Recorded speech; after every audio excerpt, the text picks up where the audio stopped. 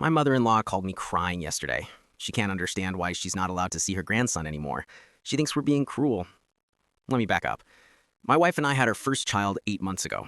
It should have been the happiest time of our lives. But from day one, my mother-in-law completely ignored every single boundary we set. We said no kissing the baby during flu season because his immune system was still developing. She'd kiss him the second we turned our backs. We asked her to call before coming over so we could manage our schedule. She'd show up unannounced at 7 in the morning, letting herself in with the spare key we gave her for emergencies. When we tried to talk to her about it, she'd wave us off and say, "I raised 3 kids. I think I know what I'm doing." She'd rearrange our nursery. She'd give the baby food we specifically said he couldn't have yet. She even posted photos of him on Facebook after we explicitly asked her not to share his face online. Every single time, it was the same excuse. "I'm his grandmother. I have rights." But the final straw came at dinner last month. My wife has been struggling with postpartum depression. It's been really hard on her. She barely opened up about it to anyone. But that night, she was vulnerable with her own mother.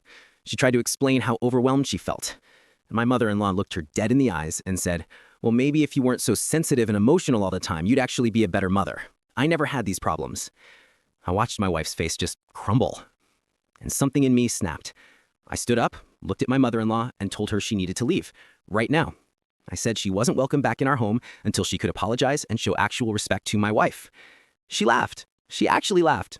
Said I was being dramatic and that I'd get over it. So I walked to the front door, opened it, and just waited. That was 6 weeks ago.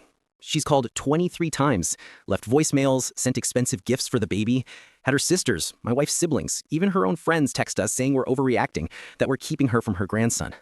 But we haven't budged. Not once. And you know what? My wife has been sleeping better, she's smiling more,